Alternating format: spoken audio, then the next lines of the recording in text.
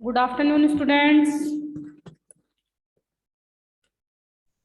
आदर्श पाल निकेतन उच्च माध्यमिक विद्यालय की ओर से कक्षा 12 की ऑनलाइन कक्षा में मैं आप सभी का स्वागत करती हूँ। आवाज आ रही है ना आप लोगों के पास? नवीन, हेलो, आ रही है मैम, आ रही है। आ रही है ना? हाँ, तो अपना जो है आज है पाठ संख्या 2, जिसके कवि हैं आलोक धनवा। तो सबसे पहले जो है अपन आज आलोक धनवा का जो जीवन परिचय है, साहित्यिक परिचय है, उसका अध्ययन करेंगे और उसके बाद उनके द्वारा दी गई जो कविता है उसकी व्याख्या करेंगे। तो आलोक धनवा, तो इनका जो जन्म है सन 1948 ईस्वी मुंगेर बिहार में हुआ है। इनकी प्रमुख रचनाएं जो हैं, पहली कविता जनता का आदमी 1972 में प्रकाशित हुई। उसके बाद भागी हुई लड़कियां, ब्रूनो की बेटियां से इन्हें प्रसिद्धि मिली है। दुनिया रोज बनती है एकमात्र काव्य संग्रह है जो सन 1998 में प्रकाशित हुआ। प्रमुख सम्मान है राहुल सम्मान, बिहार राष्ट्र भाषा परिषद का साहित्य सम्मान, बनारसी प्रसाद भोजपुरी सम्मान, पहल सम्मान। जहां नदियां समुद्र से मिलती है वहां मेरा क्या है, मैं नहीं जानता, एक दिन जाना है उधर। तो जहां नदियां समुद्र से, सभी को पता है कि नदियां जो है निरंतर बहती रहती हैं और अंत में जाकर के समुद्र में समाहित हो जाती है। उसी प्रकार से यहाँ कवि जो है आलोक धनवा, उनका ये कहना है कि मैं जो अपना कार्य है वो निरंतर कर रहा हूँ और अंत में जो है, जो होना है वो हो। 7वीं 8वीं दशक में कवि आलोक धनवा ने बहुत छोटी अवस्था में अपनी गिनी चुनी कविताओं से अपार लोकप्रियता अर्जित की है। 1972 से 73 में प्रकाशित इनकी आरंभिक कविताएं हिंदी के अनेक गंभीर काव्य प्रेमियों को जवानी याद रही है। आलोचकों का तो मानना है कि उनकी कविताओं ने हिंदी कवियों और कविताओं को कितना प्रभावित किया है, इसका मूल्यांकन भी अभी ठीक से हुआ नहीं है। इतनी व्यापक ख्याति के बावजूद या शायद उसी की वजह से बनी हुई अपेक्षाओं के दबाव के चलते आलोक धनवा ने कभी थोक के भाव में लेखन नहीं किया है। थोक के भाव में यानी कि ये नहीं है कि उन्हें सिर्फ लिखना है, संख्या बढ़ानी है। तो इस तरीके से उन्होंने जो भी किया है वो अर्थ गांधीर्य को लिए हुए किया है। सन 1972 से लेखन आरंभ करने के बाद उनका पहला और अभी तक का एकमात्र काव्य संग्रह सन 1998 में प्रकाशित हुआ। इन्होंने लेखन कार्य कब प्रारंभ किया है? सन 1972 और 73 में। और एकमात्र काव्य संग्रह है इनका दुनिया रोज बनती है, जो कि सन 1998 में प्रकाशित हुआ है। इस प्रकार से ये छोटे प्रश्न जो है वो भी आपसे पूछे जा सकते हैं कि आलोक धनवा का एकमात्र काव्य संग्रह कौन सा है और वो किस सन में प्रकाशित हुआ है। या फिर आपसे पूछा जा सकता है कि आलोक धनवा ने लेखन कार्य जो है वो कब से प्रारंभ किया है। काव्य संग्रह के अलावा भी पिछले 2 दशकों से देश के विभिन्न हिस्सों में सांस्कृतिक एवं सामाजिक कार्यकर्ताओं के रूप में सक्रिय रही है।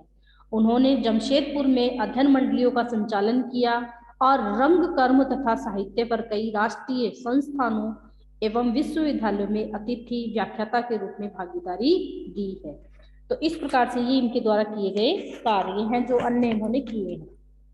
अब है आपकी कविता का परिचय। पाठ्य पुस्तक में ली गई कविता पतंग आलोक धनवा के एकमात्र संग्रह का हिस्सा है। यानी कहाँ से ली गई है? एकमात्र इनका काव्य संग्रह है, जो एकमात्र संग्रह है उसका नाम है दुनिया रोज बनती है और पतंग कविता जो है वो वहीं से ली गई है। यह एक लंबी कविता है जिसके तीसरे भाग को पाठ्य पुस्तक में शामिल किया गया है। अब आपको ये भी ध्यान रखना है कि इस कविता के कौन से भाग को आपकी पाठ्य पुस्तक में शामिल किया गया है। तो तीसरा जो भाग है उसको शामिल किया गया है। पतंग के बहाने इस कविता में बाल सुलभ इच्छाओं एवं उमंगों का सुंदर चित्रण किया गया है। तो आपसे छोटा प्रश्न पूछा जा सकता है कि पतंग कविता में क्या बताया गया है या केंद्रीय भाव क्या है? तो बाल सुलभ इच्छाओं एवं उमंगों का सुंदर चित्रण। बाल क्रियाकलापों एवं प्रकृति में आए परिवर्तन को अभिव्यक्त करने के लिए सुंदर बिंबों का उपयोग किया गया है। यानी बिंब धर्मी कवि भी है ये, इन्होंने बिंबों का प्रयोग भी किया है। पतंग बच्चों की उमंगों का रंग बिरंगा सपना है। आसमान में उड़ती हुई पतंग ऊंचाइयों की वे हदें हैं, बालमन जिन्हें छूना चाहता है और उसके पार जाना चाहता है। कविता धीरे धीरे बिंबों की एक ऐसी नई दुनिया में ले जाती है जहां शरद ऋतु का चमकीला इशारा है, जहां तितलियों की रंगीन दुनिया है, दिशाओं के मृदंग बजते हैं, जहां छतों के खतरनाक कोने से गिरने का भय है, तो दूसरी ओर भय पर विजय पाते बच्चे हैं जो गिर गिर कर संभलते हैं और पृथ्वी का हर कोना खुद ब खुद उनके पास आ जाता है। वे हर बार नई नई पतंगों को सबसे ऊंचा उड़ाने का हौसला लिए फिर भादो अंधेरे के बाद के शरद यानी उजाला की प्रतीक्षा कर रहे हैं, यानी भादो को अंधेरे का प्रतीक बताया है और शरद को उजाले का।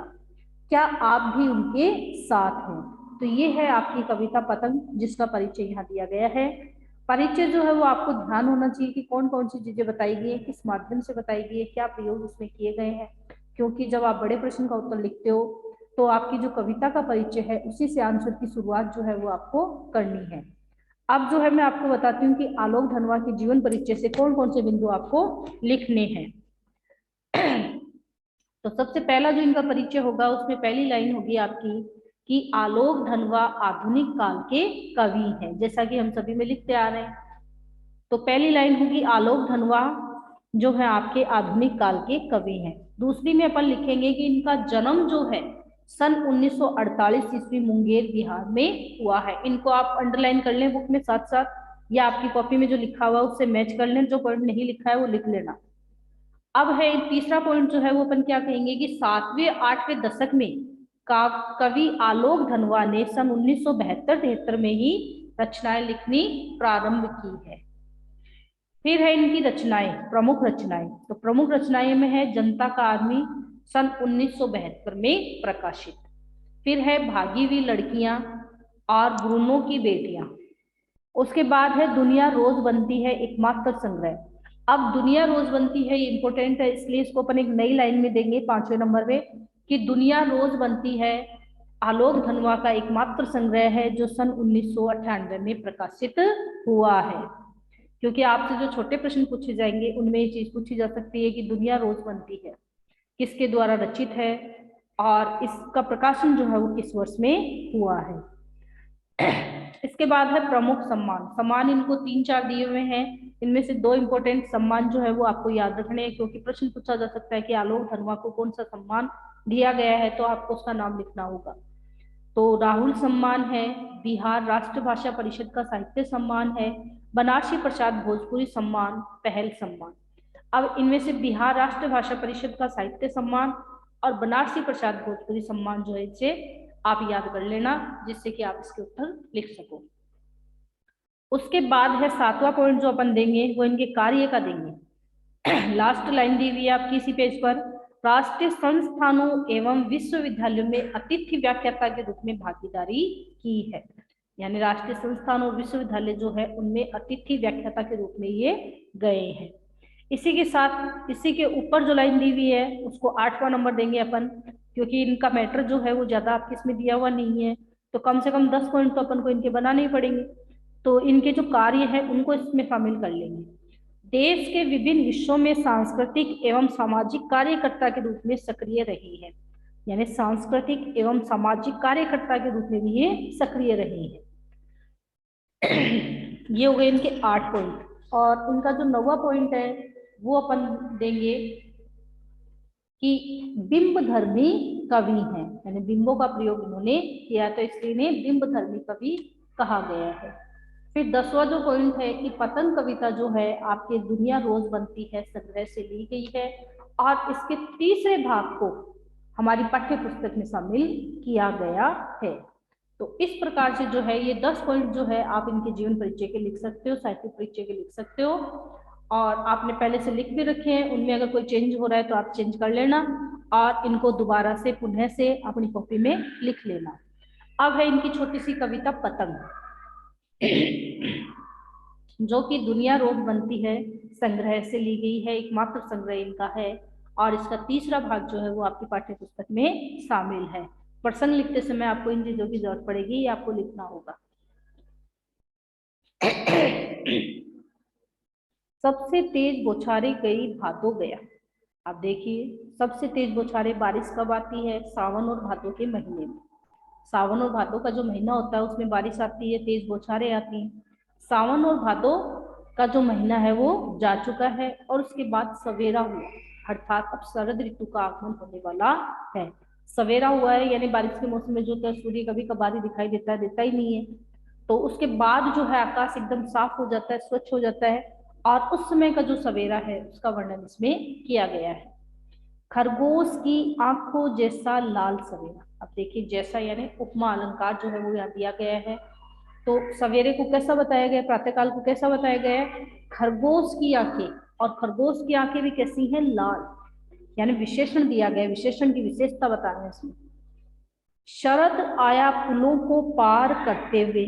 अब शरद जो है इसे एक व्यक्ति के समान, बालक के समान दिखाया गया है कि शरद जो है वो पुलों को पार करते हुए, यानी बारिश के मौसम में अपन देखते हैं ना खूब पानी भर जाता है चारों तरफ, पुल के ऊपर से लोग आते जाते हैं, तो ऐसा वर्णन जो उसमें किया जा रहा है कि शरद आया पुलों को पार करते हुए, यानी एक व्यक्ति की तरह, एक बालक की तरह जो शरद ऋतु का आगमन हो रहा है, और उसे बताया गया है कि वो एक बालक के समान पुलों को पार करते हुए आ रहा है। यहाँ आपके मानविकरण अलंकार का प्रयोग हुआ है।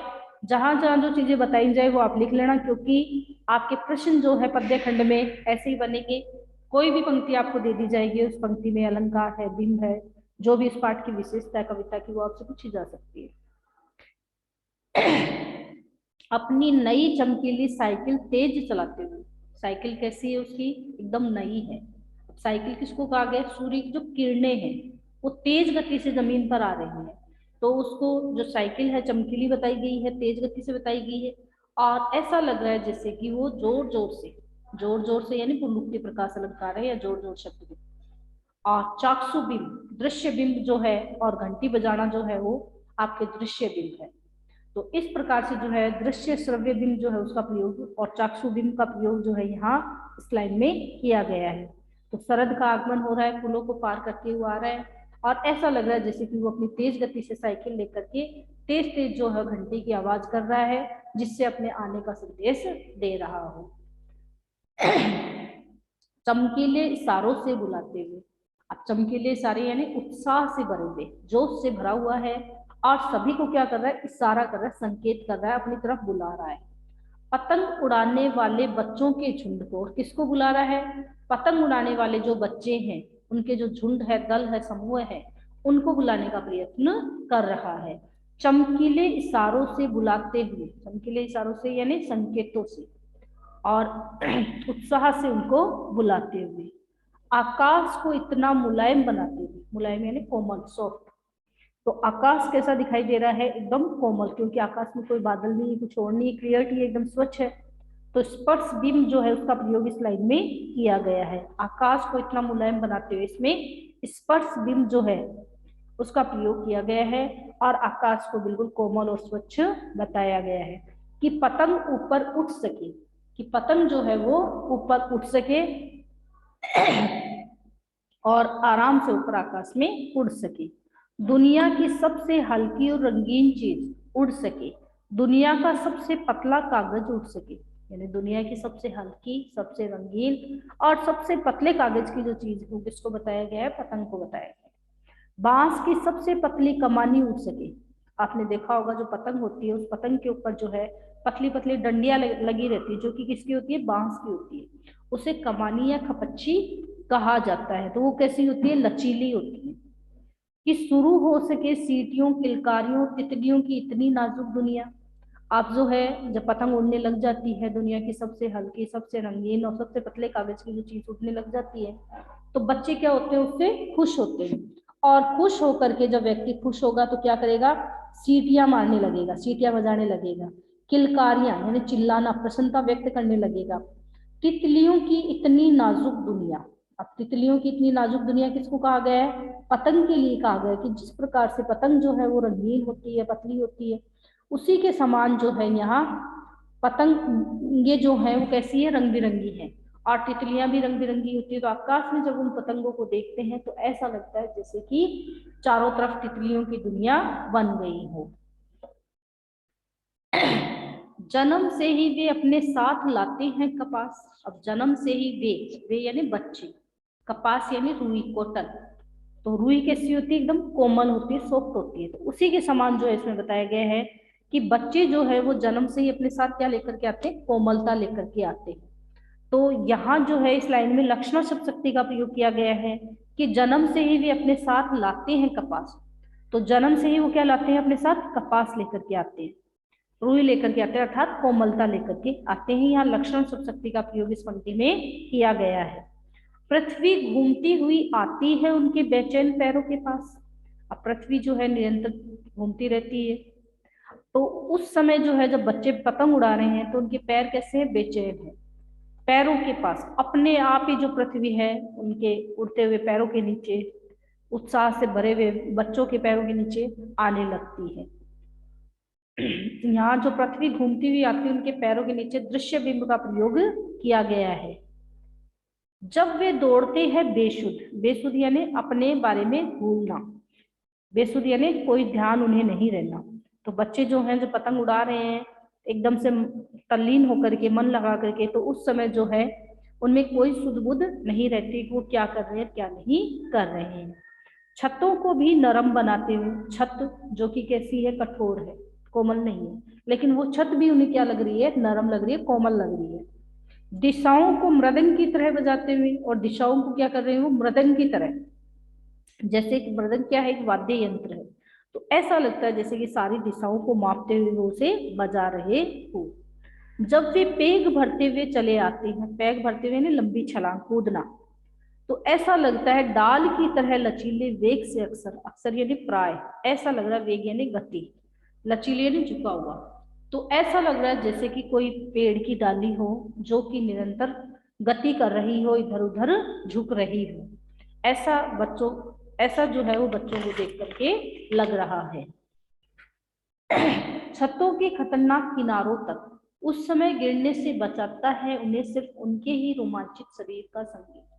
अब छत है, उनके खतरनाक किनारे भी हैं जहां से व्यक्ति गिर भी सकता है, बच्चे गिर भी सकते हैं, तो उस समय गिरने से बचाता है। तो उस समय उन बच्चों को गिरने से कौन बचाता है, उन्हीं के शरीर का संगीत, जो कैसा है, रोमांचित है, खुशी प्रकट करने वाला है। तो इतना प्रसन्नचित होकर के वो पतंग उड़ाते हैं कि उनके शरीर का जो संगीत है वो स्वयं उन्हें ये ज्ञात करवा देता है कि वो इस समय कहाँ खड़े हैं। पतंगों की धड़कती ऊंचाइयां उन्हें थाम लेती है महज एक धागे के सहारे। अब ऐसा लगता है जैसे कि पतंग की जो डोर है, धागा है, उससे उन्होंने उस पतंग को तो थाम ही रखा है, साथ ही ऐसा लगता है कि उन बच्चों को जैसे उस डोर ने ही थाम रखा हो, रोक रखा हो। पतंगों के साथ साथ वे भी उड़ रही हैं, ऐसा लगता है जैसे कि पतंग तो उड़ी रही है और साथ साथ जो है वो भी उड़ रहे हैं, इतना प्रसन्नचित होकर के वो उसको देख रहे हैं, उड़ा रहे हैं। अपने रंध्रों के सहारे, रंध्रों यानी रोम छिद्रों, उच्च आकांक्षाओं के सहारे कि मेरी पतंग जो कितनी ऊंची जाएगी। अगर वे कभी गिरते हैं छतों के खतरनाक किनारों से, अगर वो कभी छत जो होती है उसके खतरनाक किनारे जो होते हैं, रिस्की जो जोन होते हैं, वहां से अगर वो गिरने भी लग जाते हैं और बच जाते हैं, और उस समय क्या होता है, वो बच जाते हैं और भी निडर होकर सुनहले सूरज के सामने आते हैं। यानी जैसे अपन कई बार देखते हैं कि कोई हादसा हमारे साथ नहीं हुआ और हम उससे बच जाते हैं, तो उसी प्रकार से बच्चे भी यही हैं कि किसी कार्य को कर रहे हैं और उस समय अगर वो उससे बच गए तो और अधिक निडर, भय रहित होकर के और दोबारा से पुनः से वो सूरज के सामने आते हैं और आकर के वहीं वो पतंग उड़ाने लगते हैं। पृथ्वी और भी तेज घूमती हुई आती है उनके बेचैन पैरों के पास में। तो उस समय जो है पृथ्वी और भी तेज गति से उनके पैरों के पास में आती है और ऐसा लगता है जैसे कि वो उन्हें थाम रही हो। तो इस प्रकार से बाल सुलभ जो इच्छाएं होती हैं, बाल सुलभ जो चेष्टाएं होती हैं, बच्चों के द्वारा जो पतंग उड़ाई जा रही है, उनके द्वारा जो क्रियाएं की जा रही हैं, प्रकृति जो उनके साथ है, उन सारी चीजों का वर्णन जो है उसमें किया गया है। अब है इसके प्रश्नोत्तर जो आपने नोटबुक में कर रखे हैं, तो उनके उत्तर देखिए। सबसे तेज बौछारे गई भादो गया के बाद प्रकृति में जो परिवर्तन कवि ने दिखाया है उसका वर्णन अपने शब्दों में कीजिए। तो सबसे तेज बौछारे गई भादो गया के बाद प्रकृति में जो परिवर्तन कवि ने दिखाया, तो क्या दिखाया कि सवेरा हो गया है, और सवेरा भी कैसा, खरगोश की आंखों के जैसा लाल सवेरा हुआ है। शरद जो है वो पुलों को पार करते हुए चमकीली साइकिल पर सवार होकर के घंटी बजाते हुए आ रहा है। दूसरा प्रश्न है, सोचकर बताएं कि पतंग के लिए सबसे हल्की और रंगीन चीज, सबसे पतला कागज, सबसे पतली कमानी जैसे विशेषणों का प्रयोग क्यों किया है। अब पहले तो आपको ये पता होना चाहिए कि विशेषण कहते किसे। तो संज्ञा और सर्वनाम की विशेषता बताने वाले शब्दों को विशेषण कहते हैं। तो यहाँ संज्ञा और सर्वनाम के जो शब्द है उनका प्रयोग किया गया है और उनसे पूर्व जो है आपके विशेषण लगाया गया है, जिससे कि ये और अधिक विशेष बन सके, इनमें विशेषता उत्पन्न हो सके। अब है बिंब स्पष्ट करें। जैसे कि मैंने पाठ पढ़ाते समय आपको बताया है कि दृश्य बिंब है, श्रव्य बिंब है, चाक्षु बिंब है, स्पर्श बिंब है। तो इन बिंबों का प्रयोग जो है आपके इसमें किया गया है। जैसे सबसे तेज बुछारे गई भादो गया सवेरा हुआ, सवेरा हुआ खरगोश की आंखों जैसा लाल सवेरा। तो यहाँ जो आपके चाक्षु बिंब का प्रयोग किया गया है। सरद आया पुलों को पार करते हुए अपनी नई चमकीली साइकिल तेज चलाते हुए घंटी बजाते हुए जोर जोर से। तो यहाँ घंटी बजाते हुए श्रव्य बिंब का प्रयोग किया गया है। चमकीली साइकिल है, यहाँ दृश्य बिंब का प्रयोग किया गया है। तो इस प्रकार से जो है आकाश को इतना मुलायम बनाते हुए स्पर्श बिंब का प्रयोग किया गया है। तो विभिन्न प्रकार के जो बिंब है उनका प्रयोग जो है वो आपके इस प्रश्न में किया गया है। फोर्थ वाला जो प्रश्न है आपका, जन्म से ही वे अपने साथ लाते हैं कपास। कपास के बारे में वे सोचें कि कपास से बच्चों का क्या संबंध बन सकता है। तो सबसे पहले तो इस पंक्ति में लक्षणा सब सकती है, ये आपको ध्यान होना चाहिए। और दूसरी बात यह कि कपास यानी रुई, कॉटन, तो वो कैसी होती है, कोमल होती है। तो उसी प्रकार से अपन देखते हैं कि बच्चों का जो शरीर होता है वो कैसा होता है, नाजुक होता है, कोमल होता है। और उसी कोमलता के कारण वो इतने प्रफुल्लित होकर के आसानी से पतंग उड़ा रहे हैं और रोमांचित हो रहे हैं। और हर एक चीज जो है वो उन्हें अपने समान कोमल ही दिखाई दे रही है, लग रही है।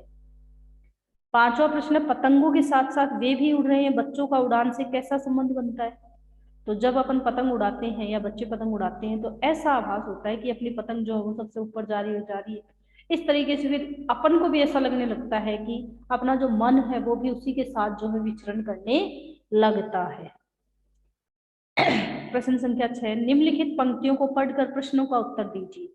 छतों को भी नरम बनाते हुए, दिशाओं को मृदंग की तरह बजाते हुए, अगर वे कभी गिरते हैं छतों के खतरनाक किनारों से और बच जाते हैं तब तो और भी निडर होकर सुनहले सूरज के सामने आते हैं। तो इसमें प्रश्न है, दिशाओं को मृदंग की तरह बजाने का क्या तात्पर्य है।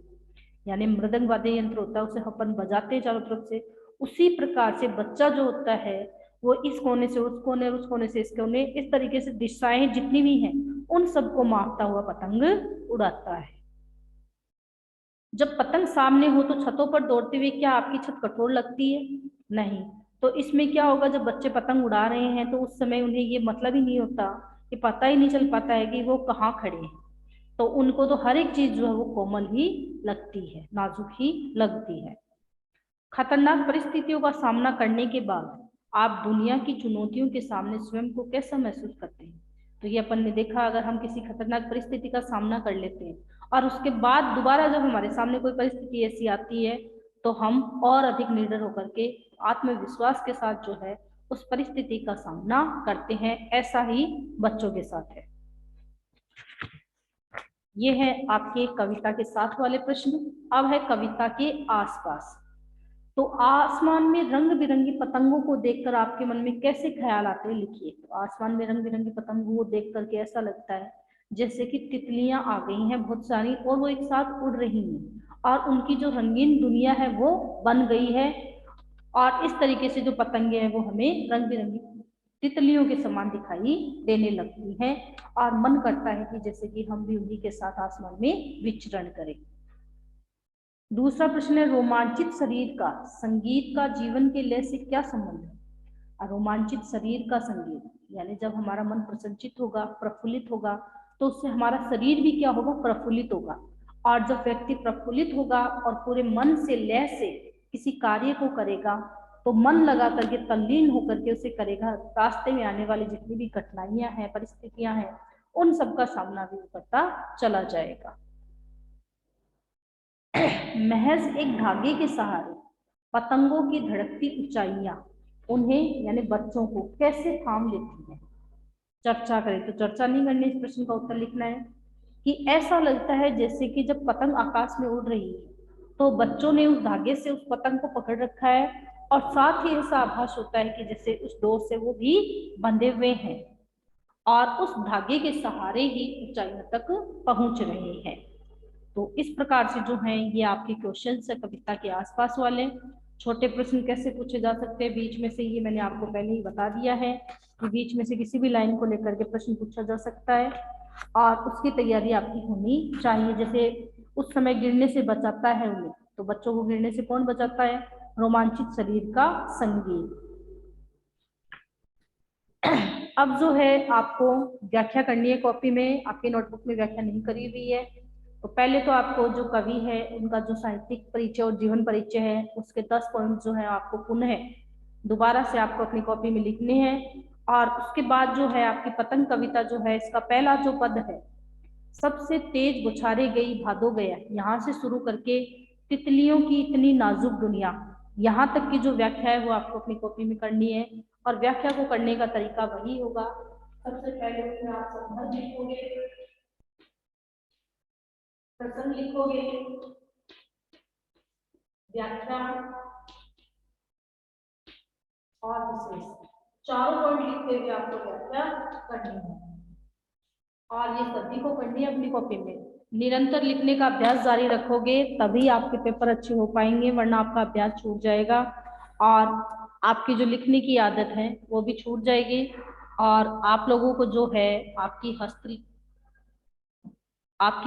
जो राइटिंग है और आपकी जो मात्राएं हैं उनका आपको ध्यान रखना है और ध्यान से अपने कार्य को निरंतर करते चलना है, बीच में इस रूटीन को टूटने नहीं देना है और आप कंटिन्यू जो है अपना कार्य करते रहें। उसके बाद भी अगर आपको कोई दिक्कत आती है तो आप मुझसे फोन करके पूछ सकते हैं और साथ ही पुनः से इस पाठ को दोबारा से आप एक बार रिवाइज कर ले, पढ़ ले, जिससे कि आपको सारी चीजें जो है अच्छे से याद हो जाए। समय आपको खूब मिल रहा है, आप अपनी सेल्फ स्टडी भी साथ में कर सकते हैं, तैयारी रख सकते हैं और इस समय को बर्बाद ना करें और ध्यान पूर्वक मन लगा करके अपने अध्ययन को जारी रखें। धन्यवाद।